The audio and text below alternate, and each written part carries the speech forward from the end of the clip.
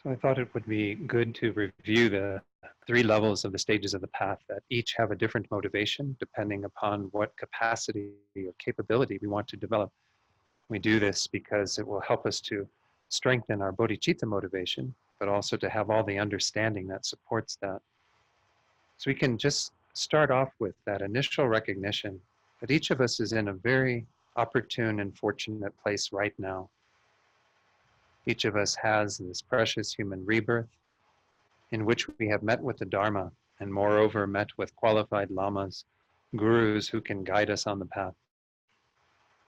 So we're in a unique position compared to many of the beings on this planet, many of the beings in existence who lack this good fortune right now.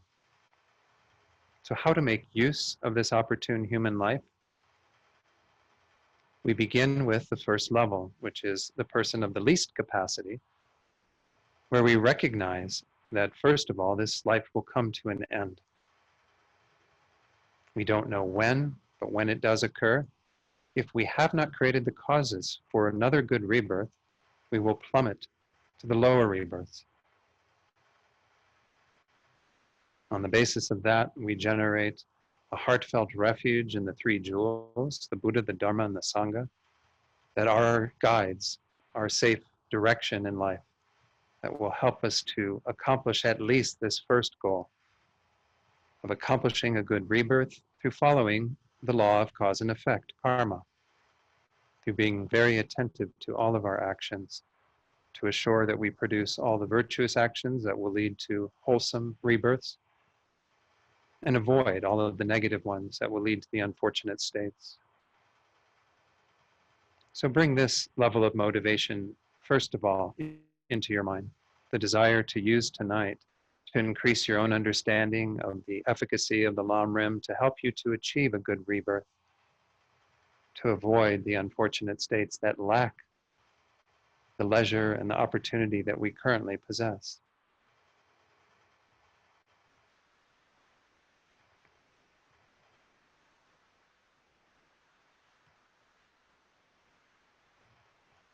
And then we advance to the level of the person of middling capacity, where we look at the big picture and we recognize that we have been involved in taking rebirth in samsara since beginningless time.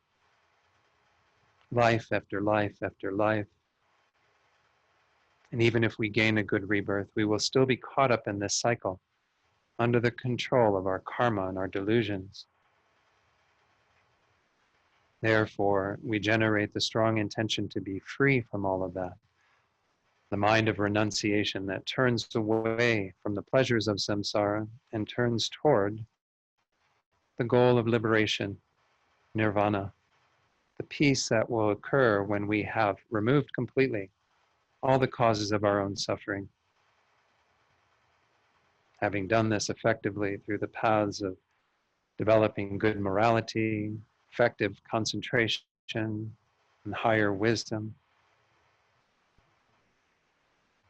So here, set that motivation that is aspiring towards that result, thinking that you're here tonight as well to investigate how the Lam Rim can lead you to that result of your own individual liberation, your own freedom from samsara, this samsara that you've been in, this state of cyclic existence since beginningless time. And really want that for yourself, and want tonight to become a cause for that.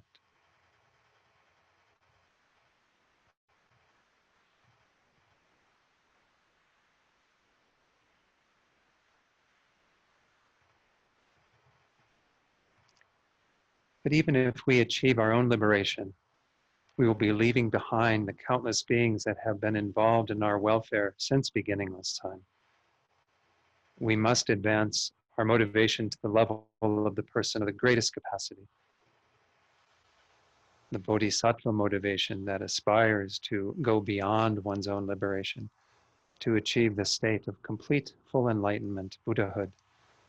For in that state, we will then not only achieve our greatest welfare, but we will be in the opportune place to help others to achieve the same result. We will be able to respond out of our love and compassion and concern for them and lead them to achieving their greatest potential as well.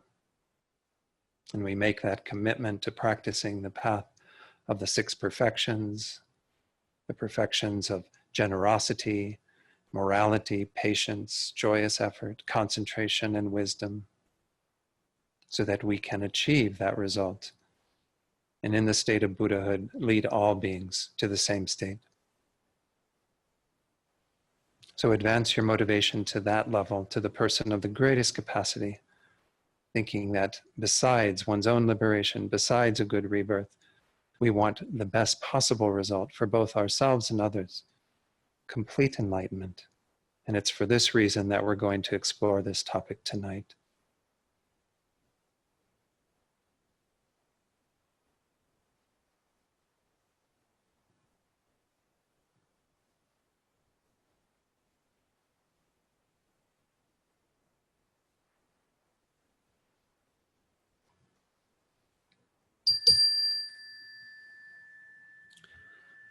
Okay, so those of you who don't know me, my name is Don Handrick. I'm the other resident teacher here for generally the other months of the year. Geshe-la was away up in Missoula teaching this past weekend, and through this week he's up there still.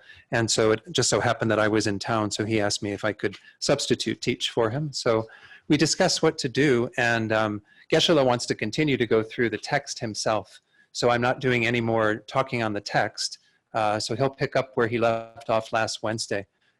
And what I thought I would do tonight instead then, and Amy's going to make more copies if anyone needs a copy of this little text that did go out by email. It's called How to Meditate on the Stages of the Path to Enlightenment. Does anyone need a hard copy? I think we have a few people that might need a hard copy. So, okay. So what I'd like to do, go ahead and get this started, is to share some of the slides that I put together for this. Again, this text comes from Pabongka Rinpoche.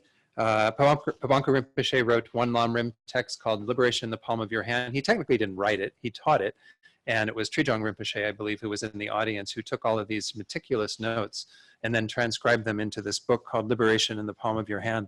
In one of the translations of that text, there is this appendix, and I think it's the 2nd volume of that, Liberation in the Palm of Your Hand. And there's a translation of this shorter text that Pabongka Rinpoche wrote that has his kind of hard advice on how to meditate on the stages of the path. And so when I talked to Geshe-la about teaching this, he thought it would be really useful.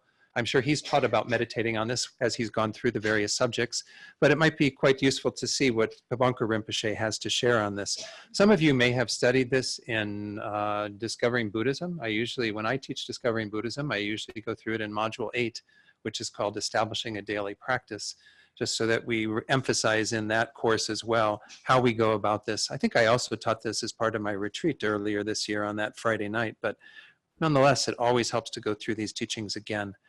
So first, just to get us in the ballpark of what we're talking about here, recall that there are 3 types of wisdom that we are cultivating on the path. And we're doing this all the time to some degree whenever we're applying our minds to the Dharma. The very first one is what we're all doing, just coming to the teachings with Geshe-la here and any reading that we do outside of here. And this is simply called the wisdom arisen from listening. So there already is some wisdom that we accumulate just by hearing the words of the Dharma.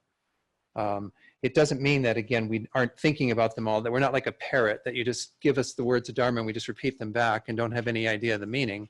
We're already discerning some meaning, because as words are being said to you, you're digesting them in your own mind and coming to understand the meaning of them and apply whether that is true or not, or whether I've made a mistake in what I've said and used a wrong word. You know that there's something that you need to correct in your own mind. Anyway, all of this is your own discernment that you bring to the teachings. The second level that is really important, and this is where we're kind of focusing to some degree on tonight, is the wisdom that arises from thinking, or we could call this reflecting, contemplating. And this is where we take the teachings that we've gotten through the words of a teacher or the books that we've read, and we actually spend some time analyzing them. This is the beginning of what we would call our analytic meditation. We're calling that there are 2 main types of meditation that we encourage everyone to engage in. A stabilizing meditation, which is what we did at the beginning of tonight, where we bring the mind to a single focus as best as we can, using the breath or some other object of meditation. And then analytic meditation. Analytic meditation is where we actually think about the teachings, reflect on them, try to discern some deeper understanding of them, convince ourselves of those teachings. Recalling that, again, the Buddha didn't say that you should believe the Buddha's words and everything that's in the sutras because the Buddha taught them. You should believe them because you find them to be true, because your own investigation has led to that. So this is an important part of our wisdom, because if we simply allow the teachings to be at the first level, where all we're doing is hearing teachings every week and we're not really doing much more with them, well, then they're not going to penetrate much more deeply. So this is where we actually gain some more conviction through what we might call our inferential understanding. At the level of the first type of wisdom, we could say that that's more like a correct belief or a correct assumption. We are kind of hearing the teachings and we go, yeah, that sounds kind of right, but we haven't really investigated them yet. At this second level, where it arises from our thinking, is where we are able to do some logical analysis, some reasoning, and come to our own conclusions about it that are hopefully rooted in that, where we really gain some deeper conviction. The third level is called the wisdom arising, or arisen from meditating or meditation. So it doesn't mean that, again, we aren't meditating prior to this. It just means that we have to have a deeper level of meditation to gain this third level of wisdom.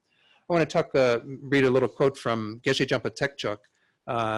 He wrote a book that was originally called Transforming the Heart. I think it's been republished under the title of Transforming Adversity into Courage and Joy, or Joy and Courage. And all these public Buddhist publishing houses, they republish books with a different title. You get confused and you buy it again thinking you didn't have it. And then, but anyway, this is a wonderful book, and it's actually a commentary on the text Geshe-la's teaching on Sunday, the 37 practices. But this third chapter is where he deals exclusively with this idea of the three types of wisdom. It's called listening, thinking, and meditating.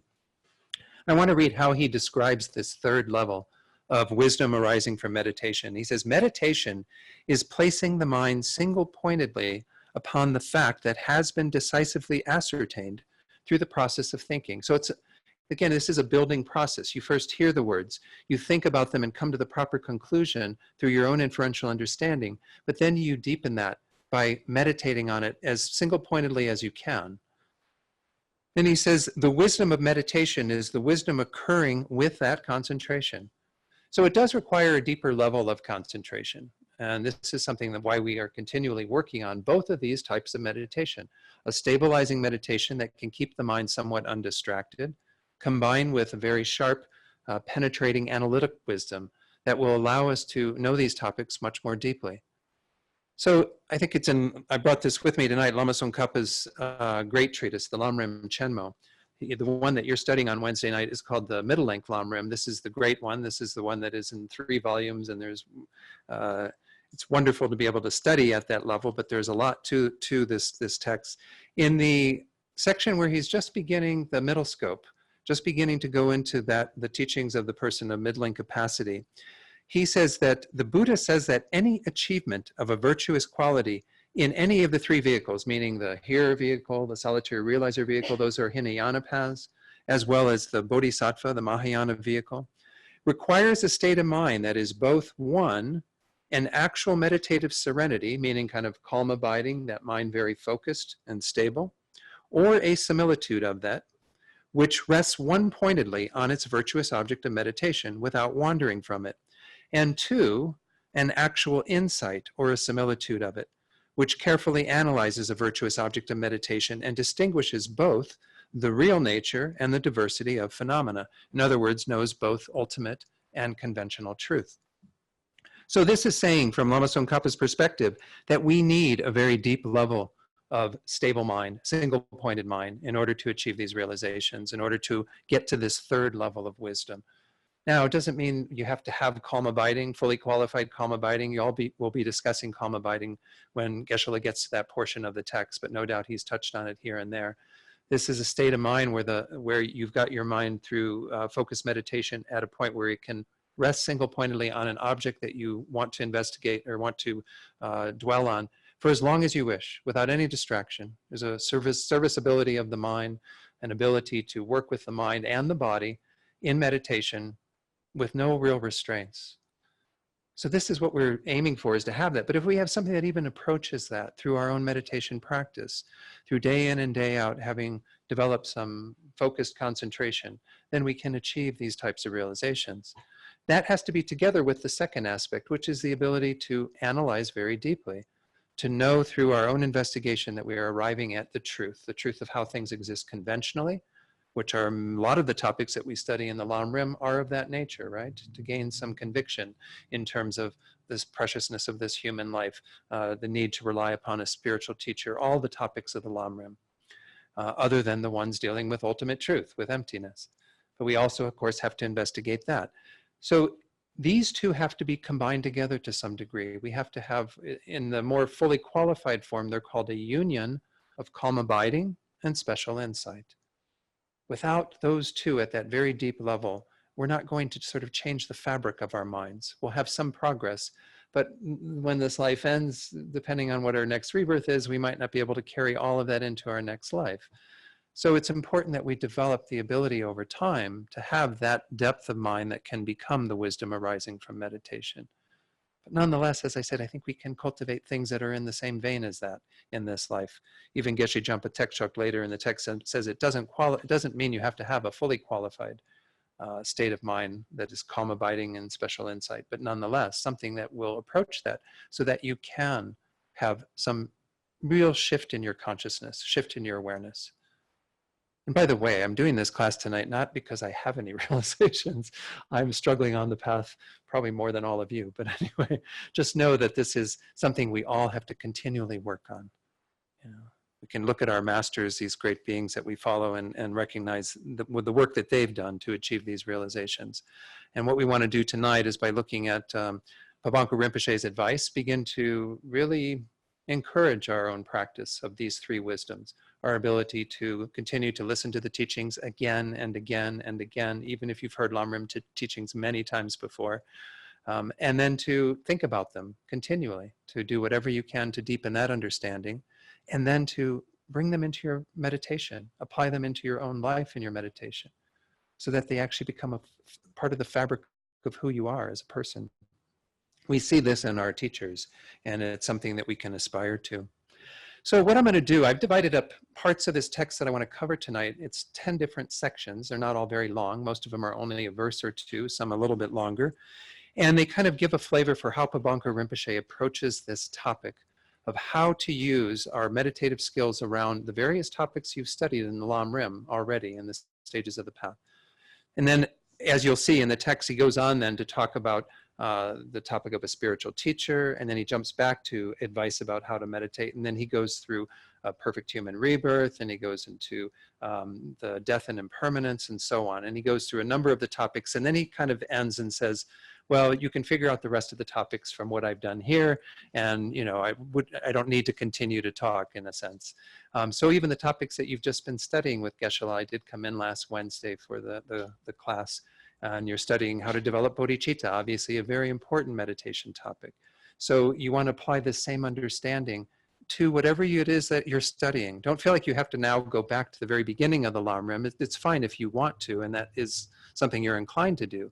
But just apply it right now to your own, every week coming in and hearing these teachings, so that over the course of that next week, you take what you heard, think on it, meditate on it, and try to integrate it into your mind. So let's go forward. We're on the very first page of the text that you have. I believe these are from a larger document that's part of Discovering Buddhism. So it says page 57 at the bottom, but it's essentially the first page that you have in your handout. This first topic I call the necessity of developing insight through analytic meditation. So I don't know if everyone can read that from all parts of the room, but let's go ahead and read these lines together. When we are proud of our wide learning, our efforts at teaching and studying, and we are even sure that we could explain 100 scriptures, though our minds have not improved the least bit spiritually, it is because we lack the analytic meditation that combines understanding with experience. So this is a few paragraphs or stanzas down on that first page. But the idea is this is Pabongka Rinpoche saying, you know, even if you think you've got this amazing amount of learning under your belt, don't get this conceit that thinks that, you've got it all and you don't need to do anything more. There's going to be something lacking if your mind hasn't improved spiritually from all that understanding. You haven't taken that understanding and integrated it into your own experience, made it kind of yours, made it part of your own mind, made it something that then guides all of your actions and your thoughts as you go about your life. So this is Pabongka Rinpoche just giving that kind of advice that if this is what's going on, then we certainly need to be quite attentive to putting more energy into integrating the Dharma in the way that he's going to advise through our analytic meditation. So the next one is the next stanza that starts at the bottom then of that page 57 and continues to the top of the next page. So you can read it from there or you can read it on the screen. A mere semblance of listening, study, and understanding can generate both strong faith and listening wisdom about the topics of leisure and fortune, impermanence, aversion, and so on, but they have not arisen through analytic meditation. Such wisdom is nothing more than right judgment, and so eventually it fades away. So this is what I was just talking about in terms of these different levels of wisdom. So Pabongka Rinpoche is saying here, if you have this semblance of having listened to many teachings and developed some wisdom through that and studying the texts and so on, this all falls into that first category, wisdom arising from hearing, and even some understanding through your own investigation. But you might be able to have really strong faith, about the topics that we discuss in the Lamrim. Leisure and fortune is shorthand for precious human rebirth, perfect human rebirth, kind of the amazing opportunity we possess with this life. Impermanence are the teachings on death. Aversion, I think, is shorthand here for renunciation and so on. And, but nonetheless, since they haven't arisen through really deep analytic meditation, through a process whereby you're integrating them into your minds, such wisdom is nothing more than what I called earlier a correct assumption or right judgment.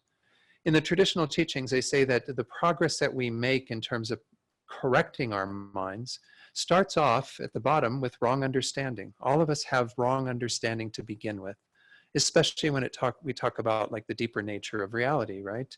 We are all under the sway of ignorance. We're all under the control of the exact grasping to things existing in the exact opposite way that they actually exist. But we even do that with conventional things in the world as well. We grasp at life as if it's permanent and lasting and unchanging, whereas it's actually the opposite. We have many misunderstandings that are corrected by the teachings of the Lamrim.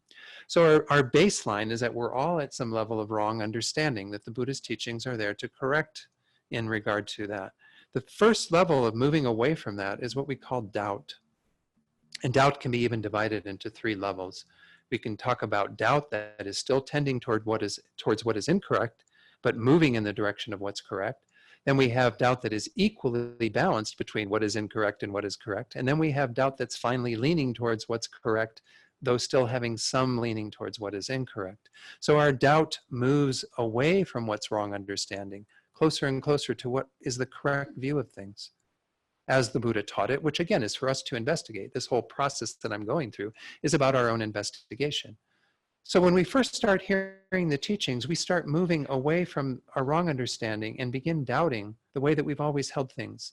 Like, for example, the teachings on the nature of psychic existence, coming to see that we're actually in this state of dukkha, this state of dissatisfaction. It takes a while sometimes to move away from that because we get pulled back into this wrong understanding, thinking samsara is not such a bad place to be, not such a bad state. Pleasures of samsara are pretty seductive. Well, we have to really keep applying the teachings to even get to that place where we have doubt tending towards what is factual, where we start becoming convinced that this is something we have to turn away from. Well, that process of going through these 3 levels of doubt is our steps of moving away from wrong understanding to what is called here again, right judgment or correct assumption. Correct assumption means when we've arrived at that conclusion to some degree, but it's not through any deeper investigation. It's perhaps just, again, because we've mulled over the teachings and on the surface, they seem to make more sense than the way that we've been holding things to exist. Our wrong understanding starts paling in comparison to the teachings to some degree. But we haven't yet done the deeper investigation that is what Pabongka Rinpoche is encouraging us to do. That's what gets you to the next step in the process. So after wrong understanding and doubt, we have correct assumption or this right judgment. Where we want to be getting to in terms of our analytic meditation is what's called inferential realization. An inferential realization is where we have a correct inference through our own reasoning and investigation, where we have taken the steps to actually think about these teachings and develop our own understanding of them through reasoning, through logic, through actually bringing them into our minds and picking them apart. They often use the analogy of a goldsmith who, in days of old, somebody would come in with something that they thought was gold and wanted to sell it to the goldsmith. Well, the goldsmith wouldn't buy it on the basis of how it looks, because we do have fool's gold, right? Iron pyrite that looks like gold. So the goldsmith would cut it and rub it and burn it, and if it behaved like gold in all these ways through deeper investigation, he or she would come to accept that and pay for that gold. It's the same with the Buddha's teachings. So if we haven't really done that additional process of our own inference, developing that conviction through our own investigation, we never move away from this correct assumption. And as Pabongka Rinpoche is saying in that last line, then, this is nothing more than that, and it eventually fades away. It won't stick with you because you haven't gotten it into the fabric of your mind. You haven't gotten it into something where you can live from that place.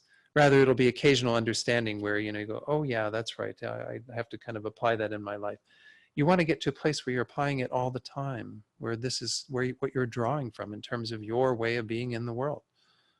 Again, we see this in our masters, and I think it's really quite important to be inspired when we do see that. The next section, is, after looking at the necessity of having, needing to develop this insight through analytic meditation, continues with the next 3 verses that are on that page 58 at the top. So let's read the first of those. You run a risk by failing to generate, soon after this wisdom, the genuine experience that comes from reflection. Many persons become insensitive to Dharma when they allow the former awareness to fade away before they can generate the latter. So this is going to be in the context of this danger of insensitivity to the Dharma. We'll get to that as we proceed through this section.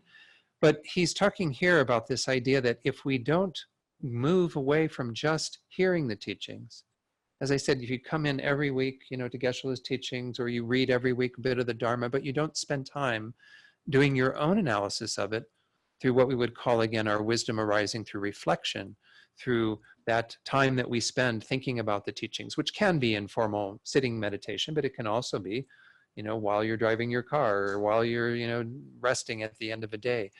All of these times we need to be thinking about the teachings, reflecting on them, and we will potentially become insensitive to the Dharma if we don't do that, if we don't take what we're hearing and as soon as possible try to integrate it into our minds.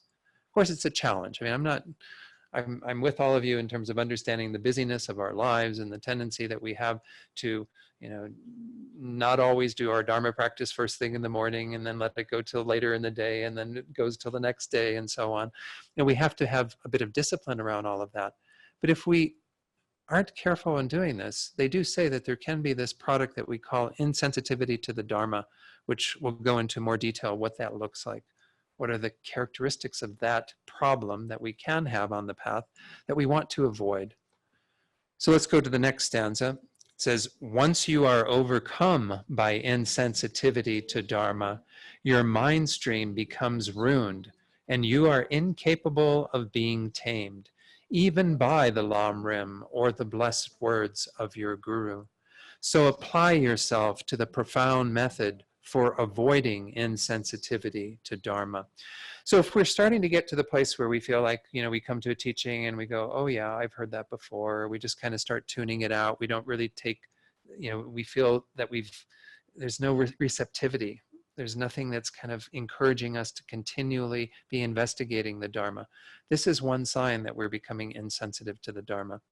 The analogy that they use in the traditional Tibetan teachings, it's really quite useful, is that they take the hides of the yak, the leather of that, and they make it into a bag that will hold the yak butter. And yak butter is kind of interesting because if you take the leather and instead of it just being a container for the yak butter, you take the leather and you start working the yak butter into the leather becomes very soft and pliable. But if you allow the yak leather to simply become a bag that holds the butter, then it becomes very hard. The exterior is just really solid because it hasn't worked its way into that. These are the two different kind of contrasting what we do with the Dharma. The Dharma is the butter. If we do the proper approach and really get it into our minds, it makes our minds much more pliable. It makes our minds much more flexible. It gives us the working ability to take these teachings to heart.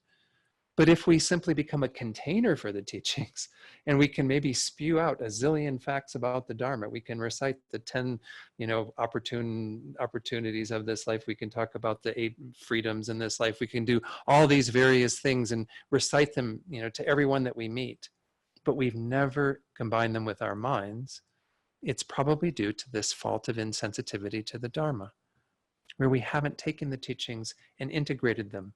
And again, it doesn't mean you have to do it absolutely like immediately after, but we should have some process for taking the teachings that we're learning and applying them in that way, investigating them in that way. Or there is this danger that we're going to just continue to throw more stuff in our little hard leather bag of a mind, and it's going to be all in there in a very, maybe complete way, but it's not going to ever be integrated.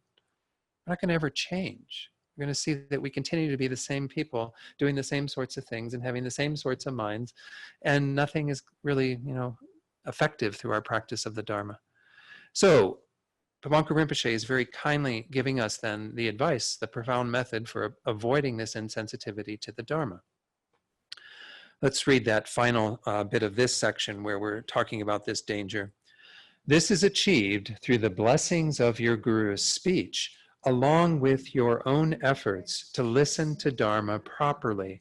So, however much understanding you gain through hearing Dharma, it's vital to generate soon afterward the understanding which comes from reflection. So even if you find that you're, again, not acquiring all of the ability to work with these teachings immediately, it does mean that you do have to have that awareness. It says, yes, I have to apply this into my meditation. I have to begin to develop this second level of wisdom, the wisdom that arises from my own reflection on these teachings. I would say for most of us in the room, and I'm just guessing, you all could have way advanced meditation beyond anything that I'm doing. But nonetheless, most of us probably have our meditation that we do, that we call analytic meditation, is this second category. It's our reflecting on the teachings. Having calmed the mind somewhat through our stabilizing meditation, we then sit in reflection upon a topic of the Lam Rim. And what's nice about when you're setting a Lam Rim with Geshe-la like this is that you're getting every week a few little more bits to meditate on. And as I said earlier, then you can work with those over the next week. When you come in for the teachings that follow from that, you will have integrated to some degree those teachings. Doesn't mean you'll have perfect, realizations from it. Maybe you will, but nonetheless, you'll still have at least something that will be moving you in that direction, that will allow a little bit of that yak butter to get into the leather of the mind, to work it in some so that you actually have something to work from. Any questions up to this point? And they say that this is a real danger, and I can admit to this being a real problem when we were studying in the master's program. In the master's program, you're receiving generally 2 teachings a day and trying to work with them through the discussion groups and the review classes and all of this. But it's very hard to find time to meditate on all these topics, and a lot of just so much information. So it can become a bit overwhelming at times, but nonetheless, I think it's important that we take this advice to heart. The third section is going to begin a little bit further down on that page 58. It starts with this paragraph or stanza that is the third from the bottom there, indeed. So let's read this one together, this first one. Indeed, the primary aim for all the meditation topics, such as leisure and fortune, impermanence, renunciation, generating enlightenment mind, and the correct view, is to elicit sure understandings of them by engaging in sharp analytic meditation. So this is, again, Rinpoche giving us the advice that analytic meditation is essential for all the topics of the Lam Rim. It's not just 1 or 2 that we have to develop that sharp acuity in our own minds to realize. It's for all of them. Now, understanding that different meditations do have sometimes a different goal. like with many of the teachings of the Lam Rim, we are meditating on them and analyzing them, reflecting on them so we can generate that understanding. As I said earlier, like the understanding that we're in an unsatisfactory state of existence by looking at the teachings in the middle scope of the Lam Rim, that this is not a hot place to be. You know, this is actually something we need to renounce and want to move away from, right? To get into that state of nirvana, to have that individual liberation. So if we don't meditate on that process of meditating on that gets us to that understanding. Without that process, we won't get to that understanding. But there are other topics, like what Geshe-la spoke on last week, right? Where he was giving us the instructions from Tsongkhapa's text about how to meditate on love and compassion. Well, you don't meditate on love and compassion so that you can understand love and compassion, right? You do it so you can have love and compassion. You can make your mind in the nature of that really strong emotion that really genuinely wishes others to be happy and for you to be the cause of that. Wishes for others to be free from suffering and that you can be the cause of that.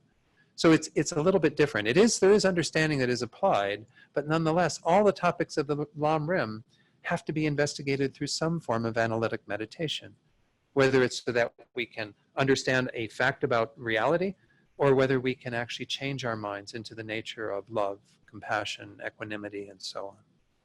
All right, everyone's kind of getting the differentiation there, but so Rinpoche is telling us, again, you're going to need this skill no matter what you want to realize in the Lam Rim. It's not like you only need it to realize emptiness or you only need it to realize bodhicitta mind, what have you. Let's go on to the next stanza. Even though this analysis only brings you the first elements of the experiential awareness that derives from reflection, you will never be overcome by insensitivity to Dharma, and you will have firmly planted the roots of your spiritual experience. So train yourself skillfully in the ways of analytic meditation. So again, the real boon to this type of practice, where we are at least engaging in some analytic meditation after we hear a teaching as soon as possible, trying to meld it into our minds a bit, is that we won't get insensitive to the Dharma. We won't keep throwing more and more stuff in there and our minds just getting rougher and rougher while it fills with all these facts and tidbits about the Dharma. And this is not the purpose of the Dharma, is simply to be able to entertain people at cocktail parties or something with all sorts of knowledge. It's to be able to actually change your own mind. So this is certainly, again, Pabongka Rinpoche's advice, his antidote for this insensitivity to the Dharma, is that we will actually be able to accomplish that, overcome that by planting the roots of our spiritual experience through this, becoming really skillful in our analytic meditation. This will be the key for doing that. There's one more, whoops, no, I don't have any more on that. Let's go on to the fourth topic, which goes forward then to page 59, the second full stanza down where it says to merely review a series of topics in your mind is reflective meditation. This is not what we call cultivating analytic meditation. Neither is it analytic meditation to memorize the words of a teaching and then rehearse their meaning in your mind. So here, Pabongka Rinpoche is going on to what I identified as a fourth topic, the role of reflective meditation and its limitations. Reflective meditation, I think sometimes is called glance meditation. I think it's the same term. A glance meditation is where you kind of review the topics of the Lam Rim in a very cursory way, very brief way. And sometimes they're even encapsulated into wonderful little short texts. Lama Tsongkhapa wrote two of them that are used in that way, the most popular one being the Foundation of All Good Qualities, that goes through the various Lam Rim topics. But even the three principal aspects of the path, that short text can be used as a sort of brief reflection on the Lam Rim. The one that Lama Zopa Rinpoche recommends now is part of the daily practice that he encourages his students to do. It's part of what's called the transforming a suffering life into happiness, this text that he's taught on numerous times at Light of the Path. There's a wonderful 4 or 5 verse Lam Rim prayer that you go through at the beginning of that. It's really a nice way to sort of take the overview of everything that's involved in the Lam Rim, from the very beginning topics all the way up through, entering Tantra and all of that, the highest teachings that the Buddha gave. those are wonderful to do, and they're a really important part of our practice because they give us that overview, that keep us sort of oriented towards what it is, where it is that we are on this path of meditation. So we might be reflecting on death and impermanence and know then that, okay, that's after the preliminary topics, it's the first topic of the small scope, the person of least capacity, and then we can see where that's leading, what preceded it. Going through a reflection on the entire Lam Rim at some point in your daily practice is really useful. And even sometimes the advice is given that you might, insert your own meditation wherever it takes place in regard to that. So you might recite up to the lines on death and impermanence, and then you would do your meditation on that, your analytic meditation, and then you would come back and read the rest of it. So you once more see how it fits into the overall schema, the structure of the Lam Rim. This is the beauty of the Lam Rim. It has this amazing structure that's very easy for us to get our heads around. But we do have to become familiar with it, kind of keep running. They often compare this to like a horse running the track many times before the actual race. You have to keep reminding yourself of what comes next, what came before, where does it all fit in. And it can be as detailed as you want it to be, but it can also be quite brief. So Pabongka Rinpoche is saying, this isn't really what he means by analytic meditation. It doesn't mean just reviewing these in your mind, nor does it mean memorizing all the words of a teaching or a text and then rehearsing their meaning in your mind through that just repeating the words inside your mind. Sometimes this is a problem with those of you who have regular practices that you do that are a set of like either a sadhana, a means of accomplishment for a particular deity, or certain prayers that you recite, is they can be sometimes lose their juice because you start reciting them by rote, by memorization, and they don't really have the power behind it. So we have to be careful with those sorts of practices as well. But he's pointing out here that don't think that you sitting there and just kind of reciting these words, if you memorize the entire outline to this text and then just repeat it to yourself in meditation, that's actually doing the trick. You have to get in there and analyze. You can't just bring these things to mind and expect that just by having heard the words, you're going to develop that deep understanding. So then goes on to the next paragraph, next stanza. To memorize the essence of every one of the path stages, as well as their order, number, and so on, and then to recall each essence, order, and number individually, is also just reflective meditation, not analytic meditation. So it's a little confusing here. He's using the word reflective as, again, this reflective or glance meditation. It's not quite the same as what we mean by this analytic meditation that we're talking about. So if you simply have a glance meditation that's looking at this bird's eye view of everything, useful tool, but don't confuse it for analytic meditation. Let's go on then to the next section, which actually does start with that next verse there. That's therefore. Therefore, as I said earlier, analytic meditation consists of setting forth a single topic as the object to be established, and then repeatedly analyzing it with scripture and profound reasoning as the means of generating a sure understanding. So in this section that I've set out, it's the role of analytic meditation in generating experiential awareness. That having said it's not these various things, what is it? It is an actual saying, okay, now I'm going to meditate on that topic once more. Let's say it's the topic of looking at the suffering nature of samsara. Going through the 3 levels of suffering, there's the suffering of pain or suffering of suffering, it's sometimes called. There's the suffering of change, the all-pervasive compounding suffering, as Rinpoche describes it. You can kind of say, okay, this is what I want to meditate on, and say specifically you want to look at the suffering of change. You want to develop a deeper conviction that this is truth. Well, then that means that that's your single topic that you want to be established, that you want to establish. And you go to your Lam Rim text, whether it's the Lam Rim Chenmo or it's the middle length Lam Rim that you're studying, and you look at what is discussed in there. And there's usually some stanzas from sutras or from great Indian, Tibetan masters that are set out there that give you something to reflect upon. And each of you will have your own things that you might have a different proclivity towards.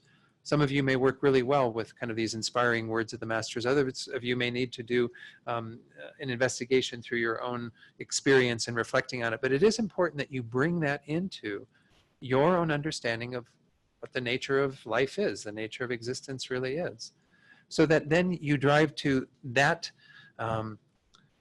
end result, which gets you to the conclusion that the analytic meditation is intended to produce, which is your own deep understanding, in this case, that the suffering of change applies to you, that this is something that you are experiencing. Every pleasurable experience that you have is transitory, it doesn't last, it ultimately doesn't satisfy. You want to be able to get that for yourself so that you will then see those pleasurable experiences through that lens. So it's not just some intellectual understanding that you can bring to mind and talk about, it's actually how you will then relate to the world. So this is, again, the means of generating this sure understanding or this deeper awareness of it is to analyze it through whatever scriptures support our understanding as well as through our own reasoning.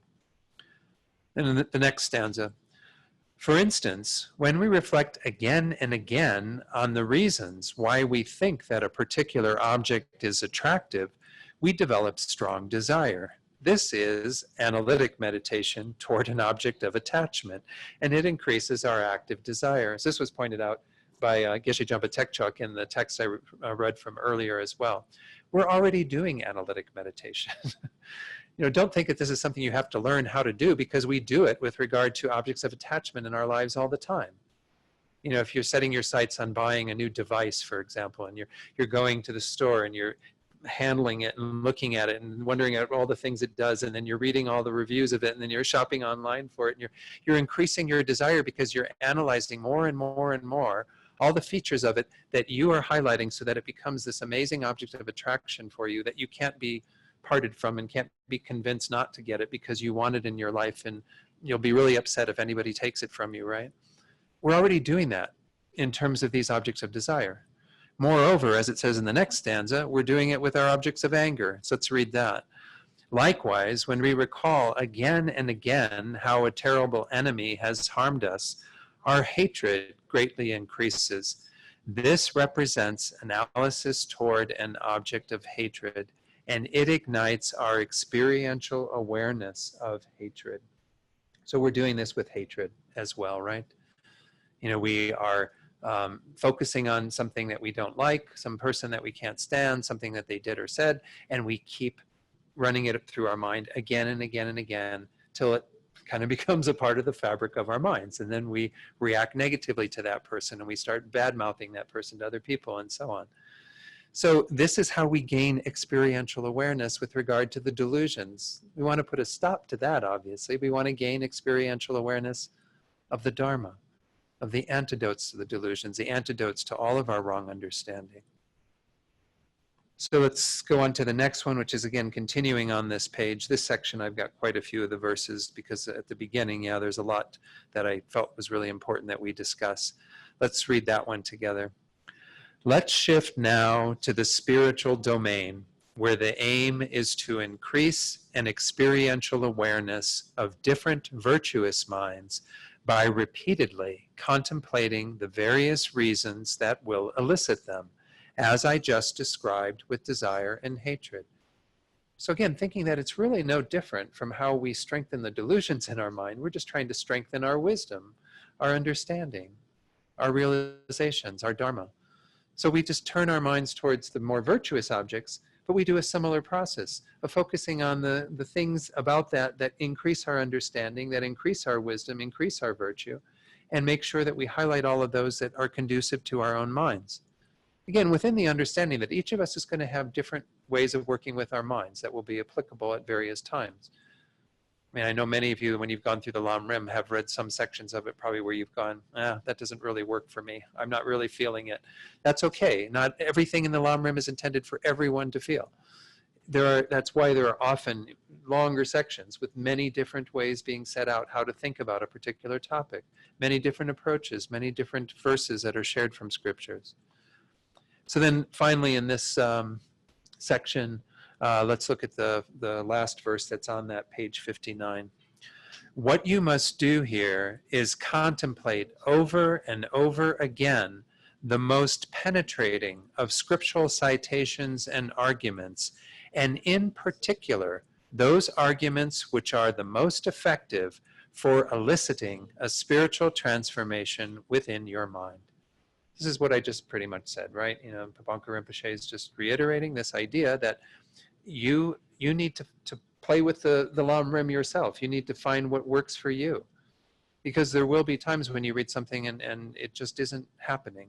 And maybe you can try meditating on it, but if there's no juice to it, if nothing's really changing in your mind, if you're not really wrapping your mind around it and getting enticed by it, then it's not the right thing for you. Go on to something else within that section. Or even leave that section behind and maybe go to another section and then meditate on that and then come back to it. One of the most wonderful things about the Lam Rim is that as you work with different topics, they loosen up other topics. They have a kind of peripheral effect. It's not like everything is absolutely sequential and then this and then this and then this. You start working and there's this seeping into the later topics or the earlier topics. Things start reinforcing each other. When you gain realizations at various levels, they can have an impact on your own understanding of other levels. But really work with what, you find attractive, what you find useful within this. I'm going to read a little advice from Geshe Jampa Tekchok towards the end, where he really gives us that permission to work with whatever it is that we find works for us. Yeah. Lam Rim is amazing in its ability to give us so much to work with and so many different ways to do it. Any questions? Again, I just want to check in occasionally, so if people do have questions, you can ask those before the end of class. Okay, let's go on then. The sixth topic that I kind of picked out of what Rinpoche is talking about here is the way to assess your progress in analytic meditation. So you've got the determination how to do that. You've got the instruction of essentially working with what's in the Lam Rim. Let's look at how he says, when we know that we're going to actually move forward with our analytic meditation. If the repeated contemplation of just a single argument evokes a sense of ever-growing anguish in your mind, such as you might feel on hearing of your mother's death, this is a sign that you are succeeding. So continue striving. I find this an interesting description because it's not about, not all the Lam Rim topics are there to make you feel anguish. Right? Some of the Lam Rim topics are really quite inspiring. When you meditate on love and compassion, for example, like we just went through with Geshe-la last Wednesday, that's so that you can feel this real boundless heart, have this really open quality of connection to others and so on. But a lot of the teachings in the beginning of the Lam Rim certainly are there to make us feel like, hey, I thought everything was okay, but it's not really okay. This life is going to come to an end and I may end up in a hell realm and all these things they're intended to produce some anguish. So if you're meditating on one of these particular topics with a particular argument and it's hitting home, it's doing the trick. It's causing you to have that emotive response within the understanding of that. He says here, such as you might feel on hearing of your mother's death, something that really distresses you, that makes you feel like, wow, I'm really seeing the impact of that. That's a sign you're succeeding. So continue striving. And again, he doesn't go into what it would look like with regard to the more inspiring topics, but he does go into a few of those in terms of the instruction, like for perfect human rebirth. He says, that you should feel this immense, like you've received this incredible gift, that you will not waste a moment of this life because it's so precious. It's so important that you take advantage of what you've been given in terms of this human existence. So some of these can feel like the exact opposite. They won't feel anguish. They'll feel this real sense of deep joy and conviction to do something really positive.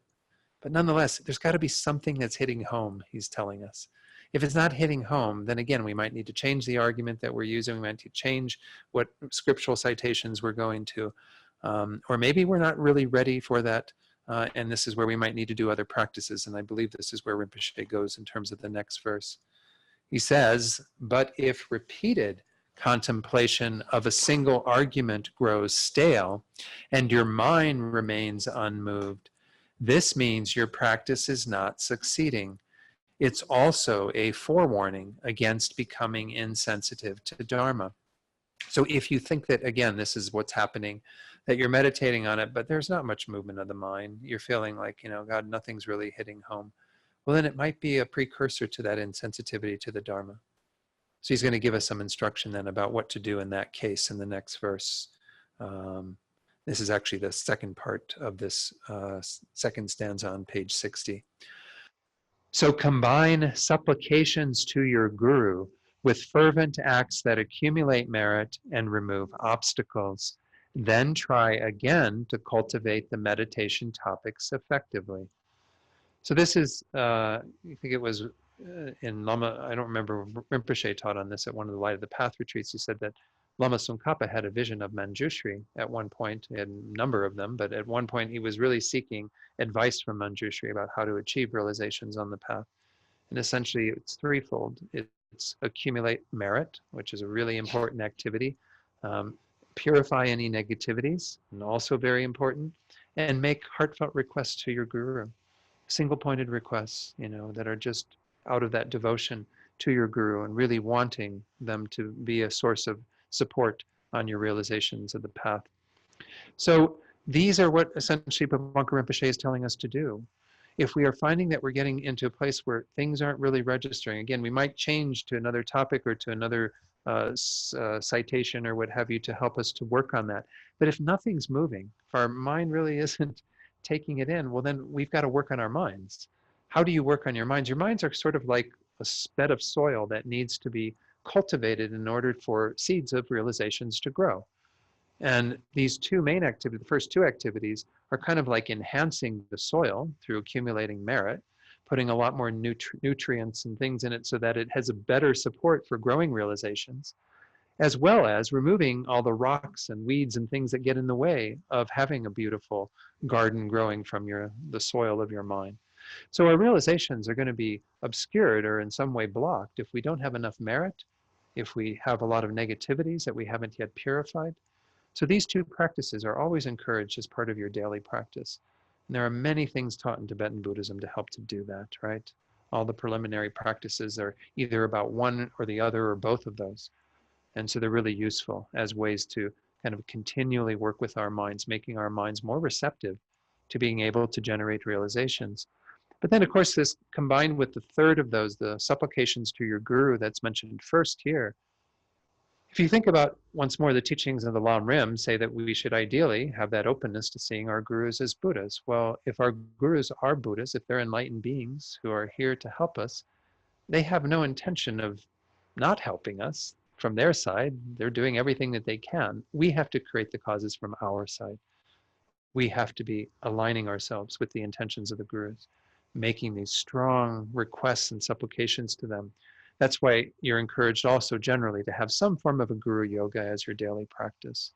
Lama Tsongkhapa Guru Yoga is a traditional one in the Gelugpa sect of Tibetan Buddhism. But nonetheless, any form of a guru yoga is useful to kind of be in that place of trying to connect with the guru, join your mind with the mind of the guru, really receive the blessings and inspiration of the gurus.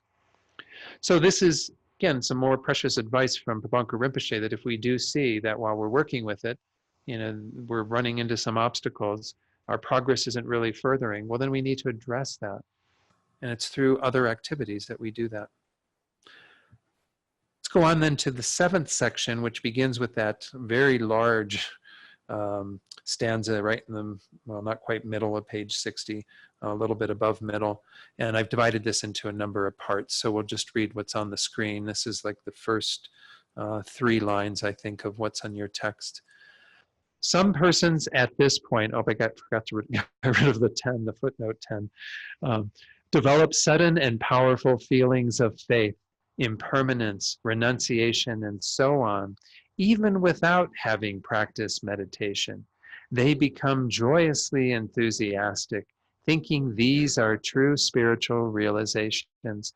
So this is a section where we're going to look at this idea that there might be these fleeting emotional experiences that we have around the Dharma that are not to be dismissed, but don't mistake them for real realizations. Don't kind of think, oh, I've got it because I had this wonderful little heartfelt experience. Well, the heartfelt experience is an important part of our progress, but don't think it's the end result. So it is true that at the point where we've begun some of that progress of looking at the teachings, meditating on them, even without having practiced meditation, we might feel some deep inspiration. I mean, most of you have your own experiences when you first came to the Dharma, but when I first came to the Dharma, I mean, it was really, beginner's mind is a wonderful place to be, right? Because it all sounds so rich and wonderful, and you just get really excited about it. It's good to be around beginners because it's contagious, that type of beginner's mind, right? It's a nice place to be because there is that excitement about the Dharma. But oftentimes it does happen where people will come into the Dharma and they get very excited at the beginning because they're hearing all this wonderful stuff, but it can't be sustained unless you do this deeper practice. It's a fleeting, temporary thing, not to be mistaken for any real deep realization. So then the next few lines of this: but soon after, when the intensity of such feelings completely disappears, we see that they become saddened at the loss of these sentiments. However, these are nothing but limited sensations that arise on the basis of transitory perceptions. They aren't true spiritual realizations. You know, if they were true spiritual realizations, I mean, Buddhism would be a breeze, right? People would come in, they get a teaching or two, and then they'd leave, and they'd be perfect, you know, all enlightened and what have you. You know, we know from our own experience that all of that we felt and various experiences we've had, and you can have wonderful experiences in the presence of your lamas in particular, like, you know, what occurs at retreats with Rinpoche and so on. And unfortunately, they generally don't last, right? You come out of the retreat and you might feel like you got it up a little, nudged it up a little bit, you know, maybe have a little more juice to things, but it's very hard to maintain that without a really dedicated practice that supports that. So be grateful for those things. I'm not saying this, you know, be dismissive of them. They're an indicator that you do have something going on that's causing you to have an emotional experience. But remember, it is just that. So then the last few lines of this stanza: there is no need whatsoever for you to become proud when such feelings arise, or become dejected when they fade. Still, because they are a sign that you have received blessings from your guru and tutelary deity, you should strive to make them firm. Tutelary deity, this is a translation for what we sometimes call a yidam, or a meditational deity. It's in Tantra, it's like the main being that you're working with in terms of that practice, or even prior to entering Tantra, you could maybe the one that you meditate on. So if you meditate on green Tara, then she would be your tutelary deity. But usually in Tantra, it's referring to the one that you practice through deity yoga, through trying to see yourself in the form of that Buddha after having received empowerment. So again, we can have some conviction that these fleeting experiences are a good sign, that they show that there's something there, that we've got something we planted that's ripened into that, some blessings we've received, but we have to strive to make them firm. Don't think that you've got it then, you can go on to something else. You have to continue to work. The eighth topic that I've identified within this is really the nature of true spiritual realizations then. I mean, how does Pabongka Rinpoche describe these so that we gain some conviction of when we've sort of arrived? And that is just this one little stanza that's right in the, just under the middle of that page. True realizations are the experiential awarenesses of faith, impermanence, and so on, which come forth in succession after meditating continuously with wisdom's discerning power. These represent inferential knowledge, and unlike the feelings mentioned earlier, they never fade away. So this is the main measure in terms of what a true spiritual realization looks like, is that it's not something that's fleeting and temporary. It's actually something that you continue to have. It continues to be with you. You don't need, it doesn't mean that you don't continue to strengthen it, but it gets to a place where it's with you. It's part of your being. It's part of your mind. So when he's talking about here, the topics that he mentions, experiential awarenesses of faith, this is of course faith in the guru, faith in our spiritual guides, impermanence and death, and so on. So true realizations of those come forth when we've continued to meditate successively, day in and day out, on these topics. And again, we're not going to go through all this text, obviously, but Pabongka Rinpoche goes into more instruction about how you work with, for example, the spiritual teacher, perfect human rebirth, and so on, the topics I mentioned earlier, and gives you very specific advice. Even some of them, he says, you know, you can meditate like this you should get a realization within 7 days or so, you know. Well, this is, again, if you're maybe in a more focused retreat and you do already have some strength to your meditation. But nonetheless, each of us have to work on these until we start feeling what's said in that last line, you know, that this never fading away, that we kind of have that. It starts to become part of who we are, becomes part of our own understanding and our perception of the world around us. So then moving on to that next part that starts with moreover, let's go through this. This shows the levels of progress. in order to attain these true realizations. So we've already talked about kind of what does it mean to get there, talked about how do you know if you're going astray and what you need to do in those cases. What does it look like in terms of the development within that? It's a sort of a lam rim for how you go about achieving realizations of the lam rim. So this section is really quite nice because it gives us a real understanding of the various steps that are involved.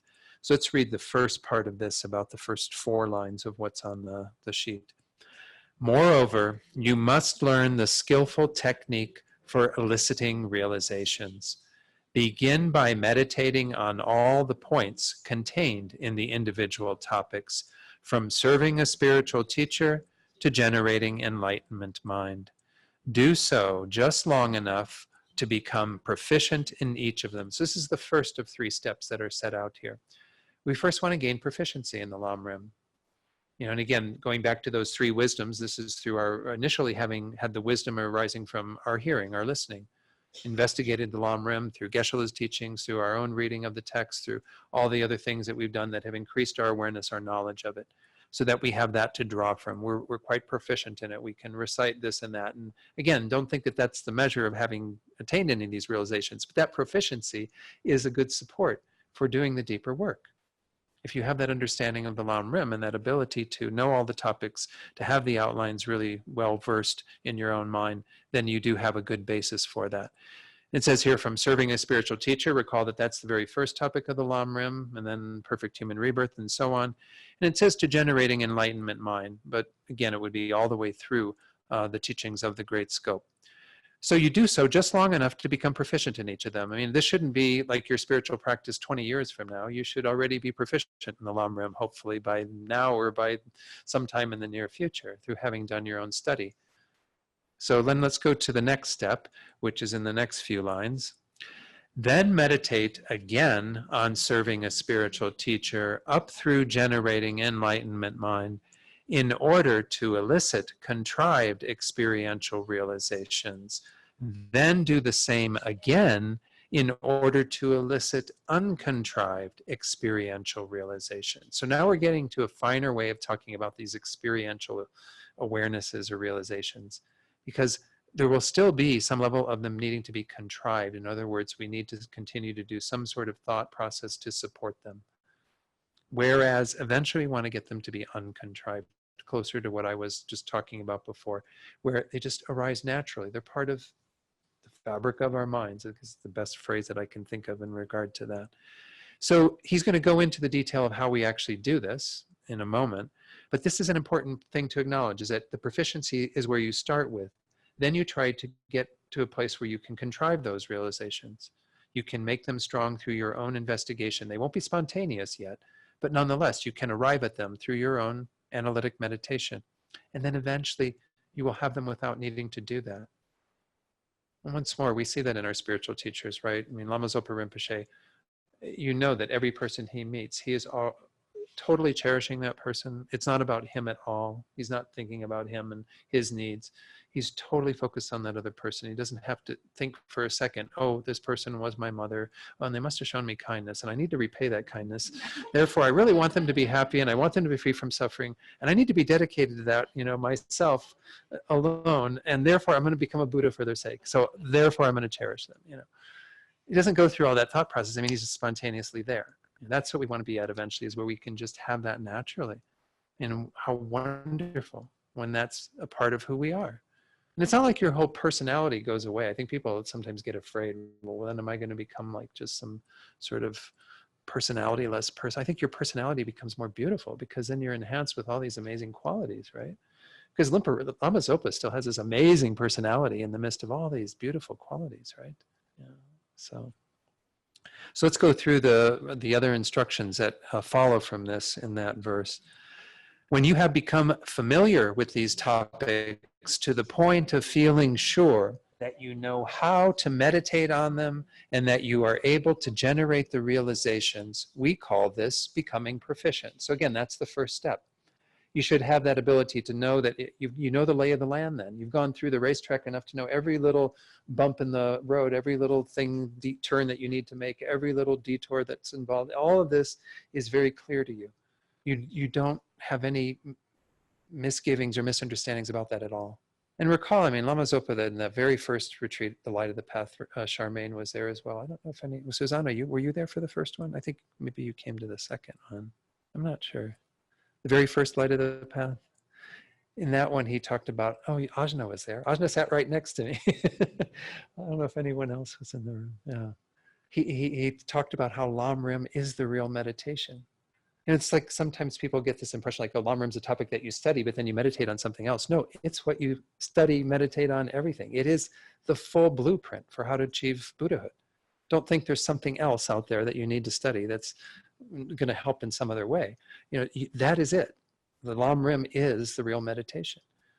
So again, this is an important part of the process, is to really become very proficient in knowing the entire Lam Rim. You know, through having investigated it, through discovering Buddhism, through a class like this where you go through the middle length Lam Rim, through having spent time with the great treatise on the stages of the path and all the commentaries, everything, you know, so that you feel like, I know it now. I can actually, you know, have that as an underpinning for my meditation. Let's read the next part. This is the second of these 3 steps. A spiritual awareness which arises after continuous reflection on many scriptural citations and reasonings, but which fails to arise without such reflection, is called a contrived experiential realization. So again, here you are dependent upon having some sort of reasoning process that you go into. So you will go into your analytic meditation and you can arrive there. You can get to bodhicitta. You can get to that place where you are feeling it in your heart, this total conviction to becoming a Buddha for the sake of all beings, you know, infused with love and compassion for all of them, or whatever it is that you're meditating on. But when you get off the cushion and you start going about your business, you know, then you kind of lose it. And then you need to get back on the cushion or remind yourself of the topics to reignite it, to get back to that place. This is what we mean by contrived. It's not meaning, you know, to put it down in any way. It's just saying that this is a step in the process. You have to get to a place where you can contrive that mind. How wonderful. You can get to feeling bodhicitta on the cushion. It doesn't last so much when you get off the cushion, but you can at least get there on the cushion. Or any other topic. Again, I'm just using that as an example, in part because that's what you're studying right now with Geshe-la. The third one, an uncontrived experiential realization is one which arises distinctly as soon as you bring a subject to mind and irrespective of any prolonged reflection, like the desire for sense objects that arises in your mind without any need of prolonged contemplation. So how wonderful, we've got uncontrived attachment for objects. We don't even need to, you know, think about them so much, right? And that happens, right? You go to the store or something appears to you and you're like, immediately you're just wanting it and craving it. You don't have to think about it. You have to go, I wonder if that's really good or not. You know, start picking it apart and wondering how it tastes and everything. You just immediately have it. Well, here we're having it on the virtuous side, where you just have this arising without any thoughts needed to support it, because the thoughts were there to get you to this place, but the thoughts are no longer necessary to cause it to arise in that form. So this is what we're really aiming for. This is what we're kind of talking about as a true realization. Everything else prior to this is some form of realization. I don't want to discount all of what builds up to this, but this is really what we're aiming for. Because without that, we're never going to have things that I think will really carry over into future lives, carry all the way up into enlightenment. If we're intent upon achieving that goal, we have to create these eventually in our minds. This immediate, spontaneous arising in an uncontrived way, just as soon as we bring a subject to mind. They say, like, even just seeing, with regard to that one step of the sevenfold cause and effect of seeing all sentient beings as having been your mother, I think Pabongka Rinpoche in another text even talks about, you know, you have that when you see even the smallest being. And your immediate thought is, this kind being was my mother. It showed me incredible kindness. You don't have to, like, you know, so you can get realizations of all the various steps, and then you get the realization of bodhicitta that results from all of those. Everything creates its own kind of energy for realization, and an uncontrived experiential realization is what we're really aiming for. So then the little bit more on this, let's read the next 2 lines. When understanding and, in terms of the text, let me make sure I'm giving you the right pages on this. Yeah, I think we're still on that page 61 towards the top. When understanding and experience combine thus in your mind, this marks the first dawning of spiritual realization. So Pabongka Rinpoche is telling us, this is how you identify it. When you get this understanding and experience combining in your mind in that way, where it becomes uncontrived, that's the first dawning of spiritual realization. And then finally, to conclude this section, the rest of that stanza. Moreover, for some meditation topics, the realizations arise easily. They can be generated even after practicing for only 7 days or so. For other topics, the realizations arise after several days or weeks. For still others, they are difficult to generate even after a year or more. So he goes on to talk about examples of this in the text, like the certainty of death, a relatively easy topic to get because there's not a lot to think about. We think about the fact that everyone that has ever lived dies. We think about, our own mortality, our own death approaching minute by minute and so on. All of that is kind of very easy to realize. Whereas topics like, relying upon the spiritual teacher, very hard. They say the two most difficult topics of the Lam Rim are to see one's guru as a Buddha and to see all sentient beings as having been your mother. So because that one's really hard, it can be very hard then to get all the way up to bodhicitta, because you do have to gain kind of those realizations that support bodhicitta in order to arrive at that. But Pabongka Rinpoche is simply giving us some context to understand that not everything is going to be immediate. We need to have that willingness to invest time and energy into generating the realizations for however long it takes. Now the 10th topic, the final topic that I want to go into in tonight's talk, is what he gives as an extraordinary meditation technique for making progress.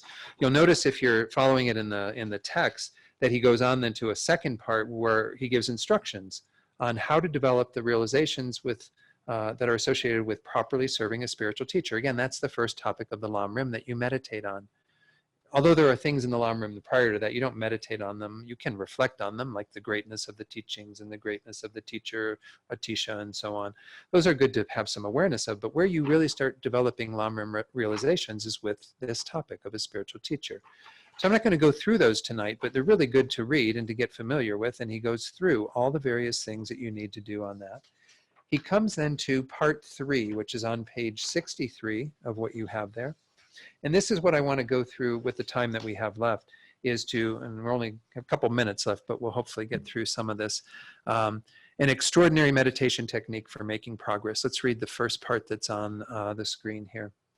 After properly gaining in the manner described the spiritual realizations that relate to generating faith and respect toward your spiritual teacher, you should set out to elicit in succession the realizations for the topics ranging from leisure and fortune to generating precious enlightenment mind. Again, you just continue with the topics. And he says, he gives the first idea of how we can do this in a more integrated way, where we're not necessarily having to do everything quite sequentially, but rather we're doing things in tandem on kind of 3 tracks. Let's talk about the first track. He says here, devote 1 period of each day to the subject of serving a spiritual teacher.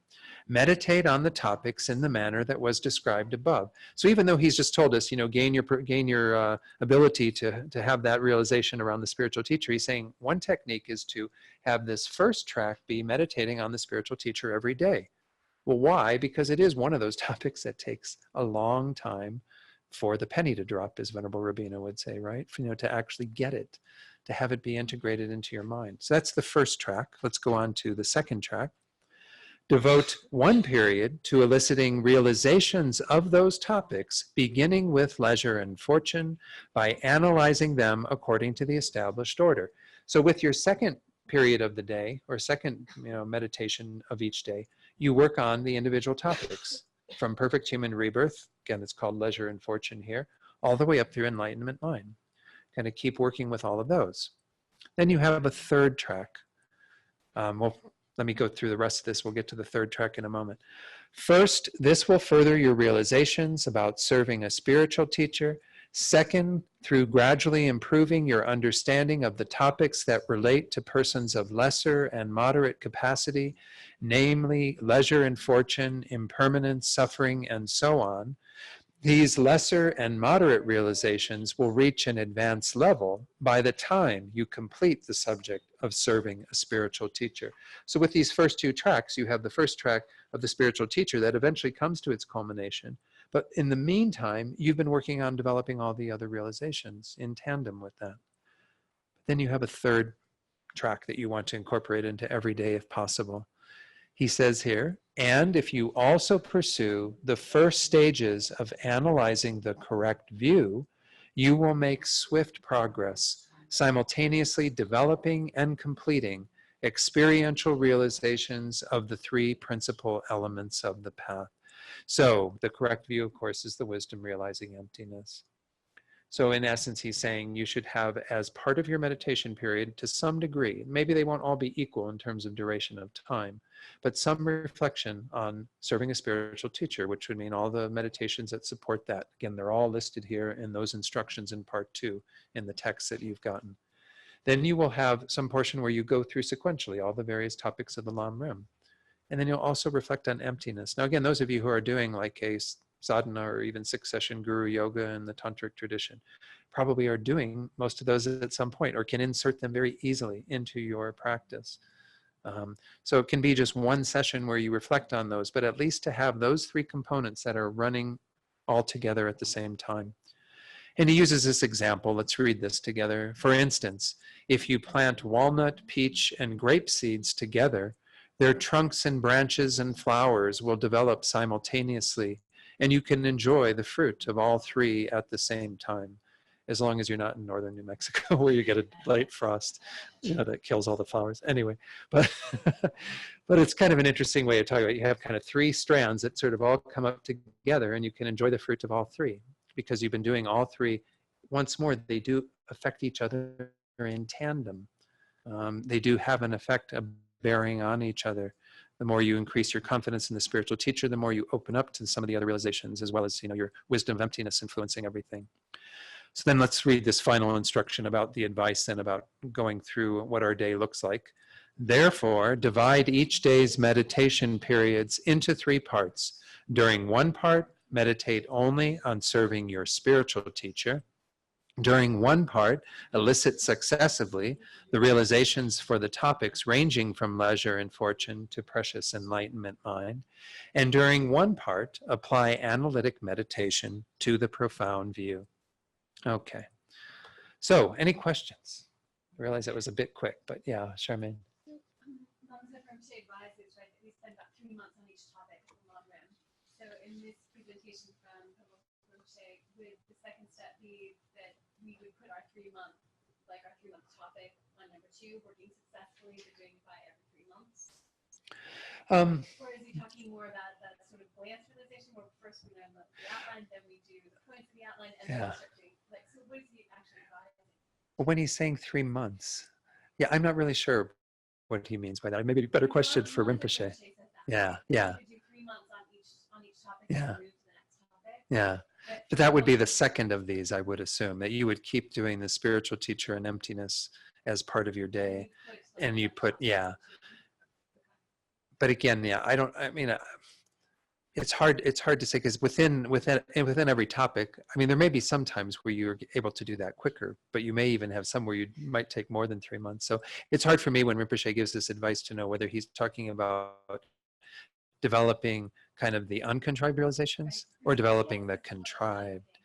And I think it might be more like the uncontrived because he's really just encouraging us to be with that topic. But for some of them, you may be able to get to a contrived. I said that the wrong thing.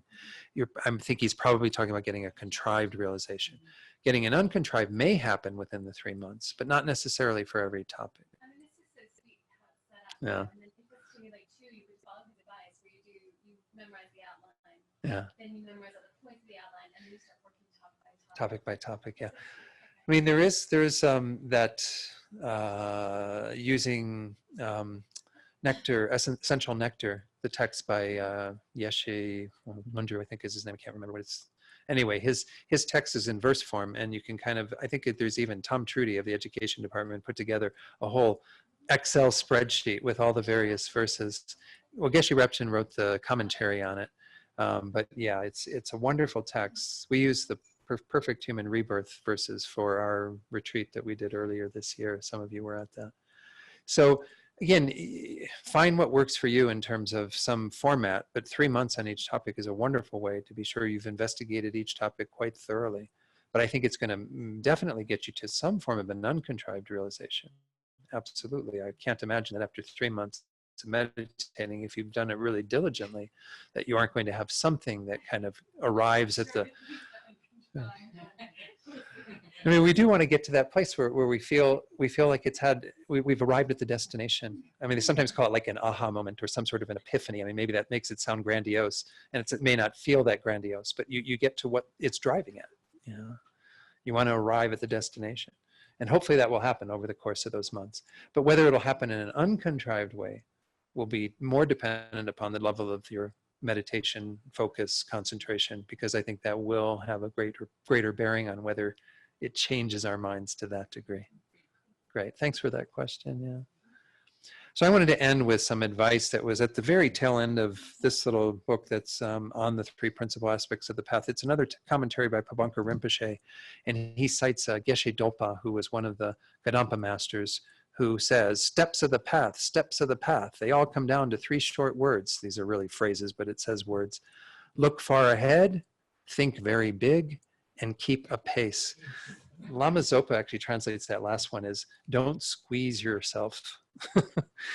But what he essentially says these each mean is that you have thinking, looking far ahead was, to think that we should set our sights on becoming a Buddha. Don't have this immediate kind of wanting something right now. Keep your goal of Buddhahood as your destination. His Holiness always talks this way, right? Think long term. The second one, think very big, is, thinking to ourselves, to reach my enlightenment, I'm going to practice absolutely all the paths, one by one. Those are the 3 increasing scopes, and those are the secret teaching, the levels of creation and completion, da, da, da. I mean, you just think that you're going to do everything that's involved. You're going to think as big as possible. But then keep a pace means, yeah, don't squeeze yourself. Don't go back and forth. Don't have your energy wavering. Just keep a constant effort. But don't make it like really tight to where you're pushing yourself too much, but don't make it really loose to where you're not doing anything.